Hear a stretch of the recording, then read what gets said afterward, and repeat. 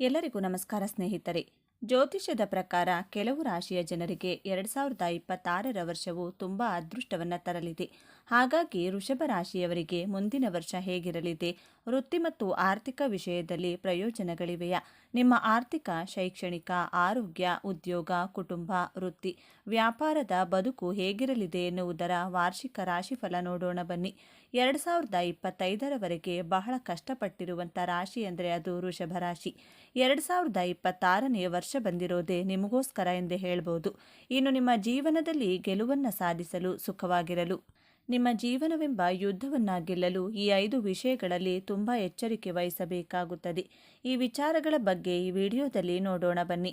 ಅದಕ್ಕೂ ಮುಂಚೆ ನೀವಿನ್ನು ಚಾನಲ್ಗೆ ಸಬ್ಸ್ಕ್ರೈಬ್ ಆಗಿಲ್ಲ ಅಂದರೆ ಈಗಲೇ ಸಬ್ಸ್ಕ್ರೈಬ್ ಆಗಿ, ಹಾಗೆ ವಿಡಿಯೋಗೆ ಲೈಕ್ ಮಾಡಿ, ವಿಡಿಯೋ ಸ್ಕಿಪ್ ಮಾಡದೆ ಕೊನೆ ತನಕ ನೋಡಿ. 2026 ವರ್ಷ ಭವಿಷ್ಯ ಯಾವ ರೀತಿ ಇರುತ್ತೆ ಅಂದರೆ, ವೃಷಭ ರಾಶಿಯವರಿಗೆ ಹೇಗಿದ್ದರೂ ತಾಳ್ಮೆ ಜಾಸ್ತಿ ಇರುತ್ತೆ ಆಯ್ತಾ. ವೃಷಭ ರಾಶಿಯವರು 2026ರಲ್ಲಿ ಶನಿ ಮತ್ತು ಗುರು ಇಬ್ಬರೂ ಸಹ ನಿಮಗೆ ಬೆಂಬಲ ಕೊಡ್ತಾ ಇದ್ದಾರೆ.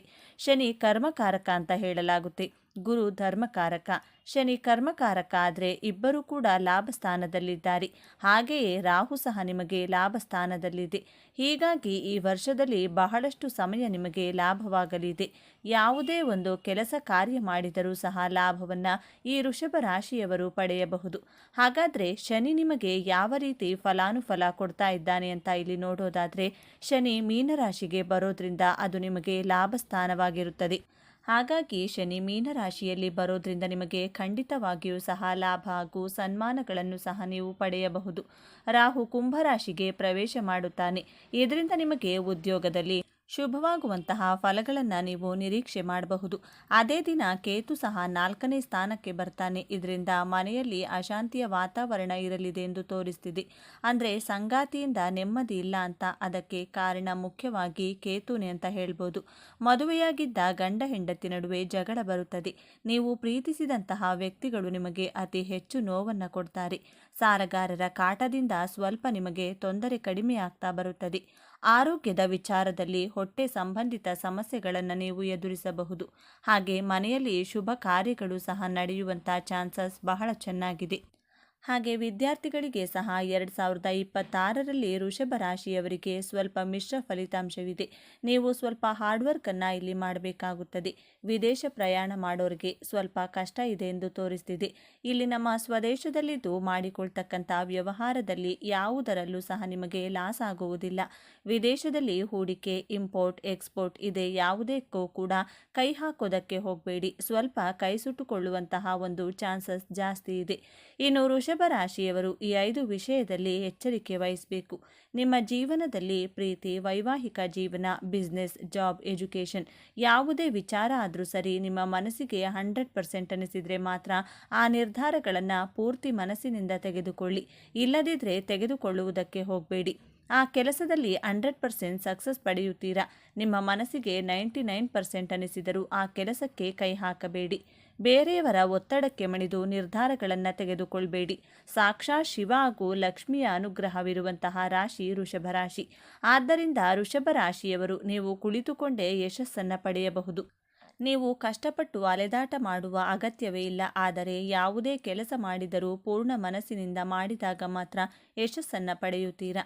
2ನೇ ಎಚ್ಚರಿಕೆ, ವೃಷಭ ರಾಶಿಯ ಅಧಿಪತಿ ಸಂಪತ್ತಿಗೆ ಅಧಿದೇವತೆಯಾದಂತಹ ಶುಕ್ರಗ್ರಹ ಹಾಗೂ ಚಂದ್ರಗ್ರಹ. ಆದ್ದರಿಂದ ನೀವು ಹಣವನ್ನು ಉಳಿತಾಯ ಮಾಡೋದರಲ್ಲಿ ಪೂರ್ಣ ಮನಸ್ಸಿನಿಂದ ಬಹಳ ಕ್ಯಾಲ್ಕುಲೇಟಿವ್ ಆಗಿ ಉಳಿತಾಯ ಮಾಡ್ತೀರಾ. ನಿಮ್ಮ ಕುಟುಂಬದವರೇ ಆಗಲಿ, ಸ್ನೇಹಿತರೇ ಆಗಲಿ, ಸಂಬಂಧಿಕರೇ ಆಗಲಿ ನಿಮ್ಮನ್ನು ಜಿಪುಣರೆಂದರೂ ತಲೆಕೆಡಿಸಿಕೊಳ್ಳಬೇಡಿ. ನೀವು ಹಣವನ್ನು ಸಂಗ್ರಹಿಸುವ ಗುಣವನ್ನು ಬಿಟ್ಟುಕೊಡಬೇಡಿ. ನೀವು ಪೂರ್ಣ ಮನಸ್ಸಿನಿಂದ ಹಣವನ್ನು ಉಳಿತಾಯ ಮಾಡಿದರೆ ಆ ಲಕ್ಷ್ಮೀ ದೇವಿಯ ಅನುಗ್ರಹ ನಿಮ್ಮ ಮೇಲೆ ಇನ್ನೂ ಹೆಚ್ಚಾಗಿರಲಿದೆ. ನೀವು ಬಹಳ ಬೇಗ ಶ್ರೀಮಂತರಾಗಿ ಸಂತೋಷವಾಗಿರಬಹುದು. ನಿಮ್ಮ ಮನಸ್ಸಿಗೆ ಅನ್ನಿಸಿದ ಹಾಗೆ ಮಾಡಿ.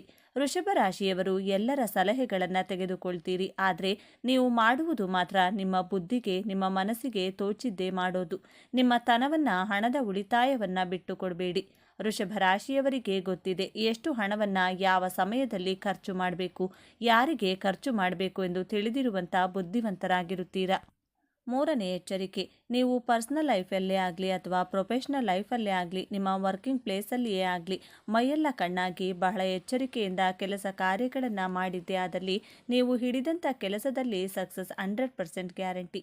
ನೀವು ಕೆಲಸ ಮಾಡುವಾಗ ಮೈಮರೆತರೆ, ನಿಮ್ಮ ಕಾನ್ಸಂಟ್ರೇಷನ್ ಡೈವರ್ಟ್ ಆದರೆ ನಿಮ್ಮ ಕೆಲಸ ಕಾರ್ಯಗಳು ಬಹಳ ಡಿಲೇ ಆಗುತ್ತದೆ.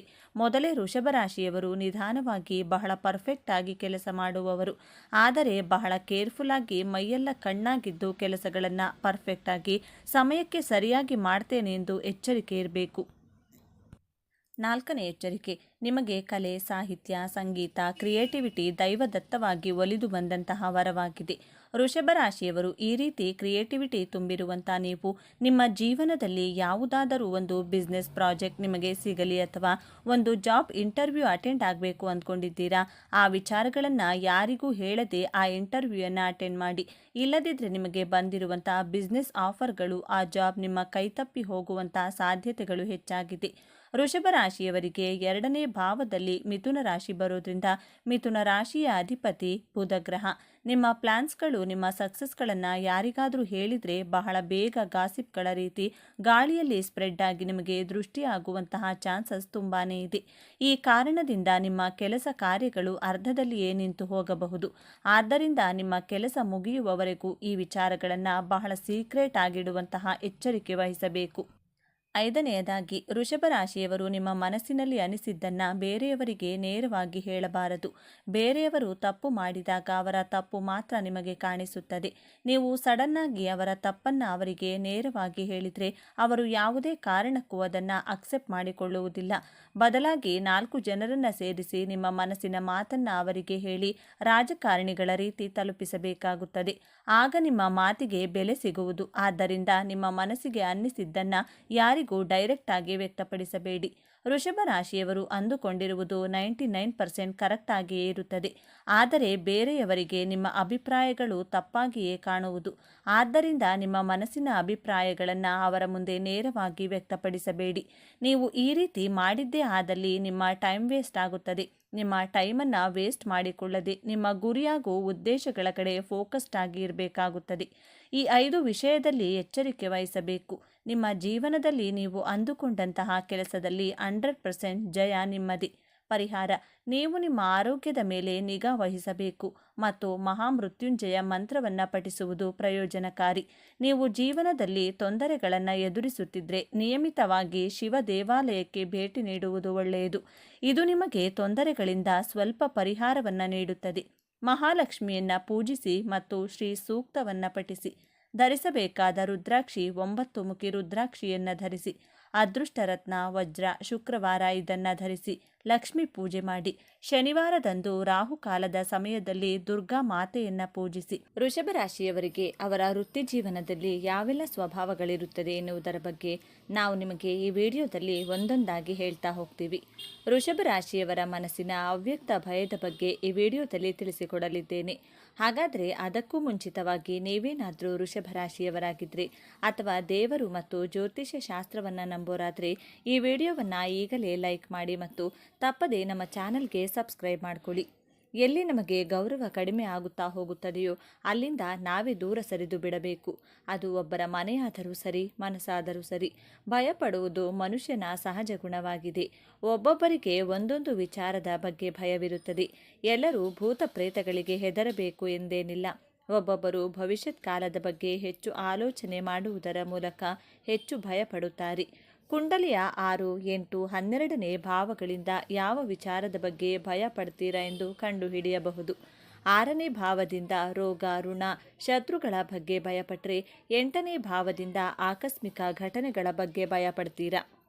12ನೇ ಭಾವದಿಂದ ವಸ್ತುಗಳನ್ನು, ವ್ಯಕ್ತಿಗಳನ್ನು ಕಳೆದುಕೊಳ್ಳುವಂತಹ ಭಯವಿರುತ್ತದೆ.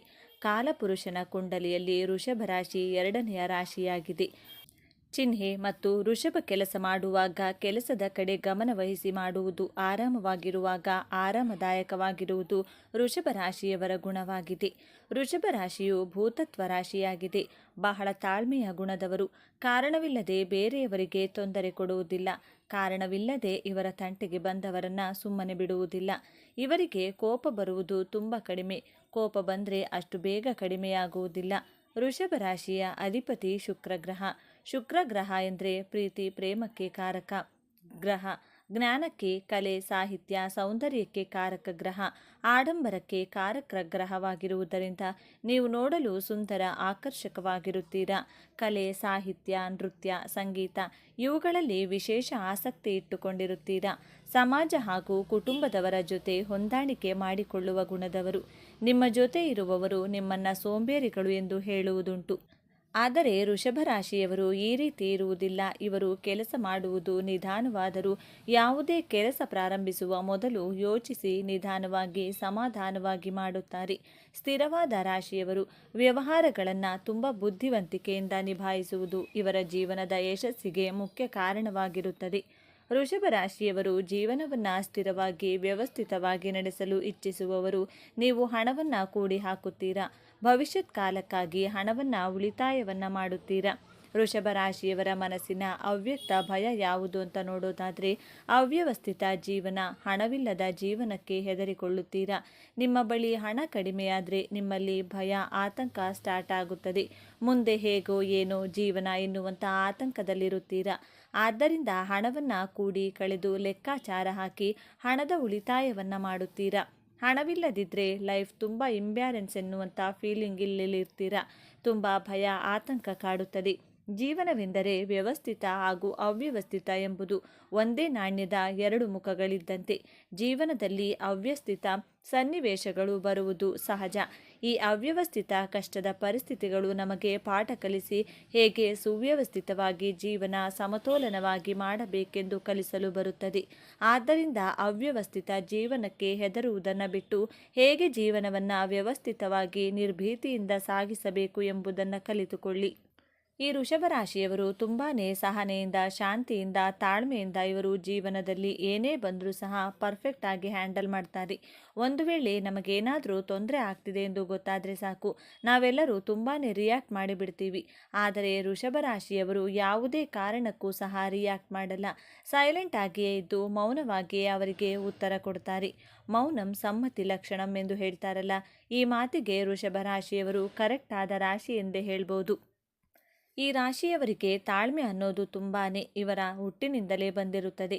ಇವರು ಯಾವುದೇ ಕಾರಣಕ್ಕೂ ರೂಢಾಗಿ ರ್ಯಾಶ್ ಆಗಿ ನಡೆದುಕೊಳ್ಳುವುದಿಲ್ಲ.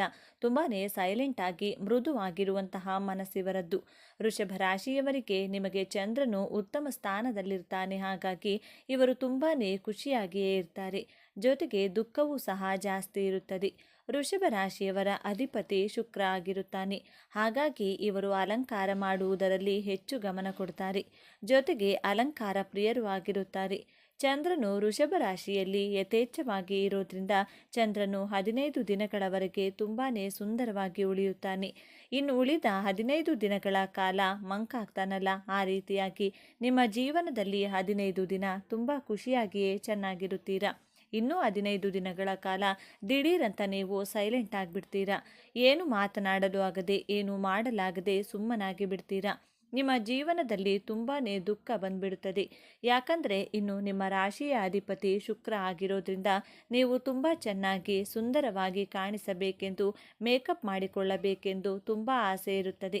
ಮೇಕಪ್ ವಸ್ತುಗಳಿಗೆ ಬಹಳ ಹಣವನ್ನು ಖರ್ಚು ಮಾಡ್ತೀರಾ. ಈ ರೀತಿ ಯೋಚನೆ ಮಾಡುವರು ವೃಷಭ ರಾಶಿಯವರು. ಹಾಗೆಯೇ ಅತಿ ಹೆಚ್ಚು ಕಲೆಗಾರರು ವೃಷಭ ರಾಶಿಯವರೆಂದೇ ಹೇಳಬಹುದು. ಹಲವಾರು ವಿಚಾರಗಳನ್ನು ಭೇದಿಸುವುದರಲ್ಲಿ ವೃಷಭ ರಾಶಿಯವರು ಎತ್ತಿದ ಕೈ. ವೃಷಭ ರಾಶಿಯವರು ತುಂಬಾ ಕಲೆಗಾರರು ಹೇಗಿರ್ತಾರೆ ಎಂದು ನೋಡೋದಾದರೆ ಹೆಚ್ಚಾಗಿ ಕೋಪ ಮಾಡಿಕೊಳ್ಳುವುದಿಲ್ಲ. ವೃಷಭ ರಾಶಿಯವರು ನೃತ್ಯ, ಸಂಗೀತ, ಪುಸ್ತಕ ಓದುವುದು, ಬರೆಯುವ ಕಲೆ ಹೀಗೆ ನಾನಾ ರೀತಿಯ ಕಲೆಗಳನ್ನು ತಿಳಿದುಕೊಂಡಿರ್ತಾರೆ. ಅಷ್ಟೇ ಅಲ್ಲ, ಇವರಿಗೆ ಕಲೆ ಅನ್ನೋದು ಹುಟ್ಟಿದಾಗಿನಿಂದಲೇ ಬಂದ್ಬಿಟ್ಟಿರುತ್ತದೆ. ಹಾಗಾಗಿ ಈ ರಾಶಿಯವರನ್ನು ಕಲೆಗಾರರೆಂದೇ ಹೇಳಬಹುದು. ಇನ್ನು ವೃಷಭ ರಾಶಿಯವರು ಅನೇಕ ವಿಚಾರಗಳನ್ನು ಭೇದಿಸುವುದರಲ್ಲಿ ಇವರು ಎತ್ತಿದ ಕೈ ಎಂದೇ ಹೇಳಬಹುದು. ಇವರು ಯಾವುದೇ ವಿಚಾರಗಳನ್ನು ಮನಸ್ಸಿಟ್ಟು ಬೇಗ ಕಲಿತುಕೊಳ್ಳುತ್ತಾರೆ. ಯಾವುದೇ ವಿಷಯವಿರಲಿ, ವಿಚಾರವಿರಲಿ, ಅದರ ಬಗ್ಗೆ ತುಂಬ ಸರ್ಚ್ ಮಾಡ್ತಾರೆ. ಜೊತೆಗೆ ಆ ವಿಷಯಕ್ಕೂ ಆದಷ್ಟು ಬೇಗ ತಿಳಿದುಕೊಳ್ತಾರೆ. ಈ ರೀತಿಯ ಸ್ವಭಾವದವರು ಈ ವೃಷಭ ರಾಶಿಯವರು. ಇನ್ನು ವೃಷಭ ರಾಶಿಯವರು ಪ್ರೀತಿಯ ವಿಚಾರದಲ್ಲಿ ಬಹಳನೇ ನಿರೀಕ್ಷೆ ಮಾಡ್ತಾರೆ. ಈ ರಾಶಿಯವರು ಅಂದರೆ ಈಗ ಯಾರನ್ನಾದರೂ ಲವ್ ಮಾಡ್ತಾರೆ ಅಂದ್ಕೊಳ್ಳಿ, ಇವರು ಯಾರನ್ನ ಸಹ ಅಷ್ಟು ಬೇಗ ಪ್ರೀತಿ ಮಾಡೋದಿಲ್ಲ. ಒಂದು ವೇಳೆ ಲವ್ ಮಾಡಿದರೆ ಅವರನ್ನು ಯಾವುದೇ ಕಾರಣಕ್ಕೂ ಸಹ ಬಿಟ್ಟುಕೊಡಲ್ಲ, ಬಿಡುವುದೇ ಇಲ್ಲ. ಈಗ ಗಂಡ ಹೆಂಡತಿ ಆಗಿದ್ದಲ್ಲಿ ಹೆಂಡತಿ ವೃಷಭ ರಾಶಿಯವರಾಗಿದ್ದರೆ ಗಂಡನಿಂದ ಜಾಸ್ತಿ ಪ್ರೀತಿಯನ್ನು ಬಯಸುತ್ತಾರೆ. ವೃಷಭ ರಾಶಿಯ ಮಕ್ಕಳಿದ್ರೆ ತಂದೆ ತಾಯಿಯನ್ನು ಬಹಳ ಗೌರವಿಸುತ್ತಾರೆ. ಜೊತೆಗೆ ತಂದೆ ತಾಯಿಯ ಪ್ರೀತಿಯನ್ನು ಎಕ್ಸ್ಪೆಕ್ಟ್ ಮಾಡ್ತಾರೆ. ಇಲ್ಲವೇ ವೃಷಭ ರಾಶಿಯ ಗಂಡಸರಿದ್ರೆ ಇವರ ತಾಯಿ, ಇವರ ಹೆಂಡತಿ ಮತ್ತು ಇವರ ಮಕ್ಕಳು ಇವರೆಲ್ಲರಿಂದಲೂ ಸಹ ಪ್ರೀತಿಯನ್ನು ಎಕ್ಸ್ಪೆಕ್ಟ್ ಮಾಡೋದ್ರಲ್ಲಿ ವೃಷಭ ರಾಶಿಯವರು ಎತ್ತಿದ ಕೈ ಎನ್ನಬಹುದು.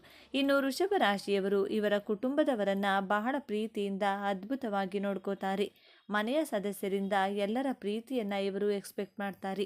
ಈ ವೃಷಭ ರಾಶಿಯವರು ಹೇಗೆ ಅಂದರೆ, ಮನೆಯ ಸದಸ್ಯರೆಲ್ಲರೂ ನನ್ನನ್ನು ಬಹಳ ಪ್ರೀತಿಯಿಂದ ನೋಡಿಕೊಳ್ತಾರೆ, ಹಾಗೆಯೇ ನನ್ನ ಮೇಲೆ ಬಹಳ ಪ್ರೀತಿಯನ್ನು ಇಟ್ಟಿದ್ದಾರೆ, ನಾನು ಸಹ ಅವರನ್ನು ಚೆನ್ನಾಗಿ ನೋಡಿಕೊಳ್ತೇನೆ ಎನ್ನುವಂಥ ಹೃದಯವುಳ್ಳವರು. ಹಾಗಾಗಿ ವೃಷಭ ರಾಶಿಯವರಿಗೆ ಇವರ ಜೀವನ ತುಂಬಾ ಚೆನ್ನಾಗಿರುತ್ತದೆ.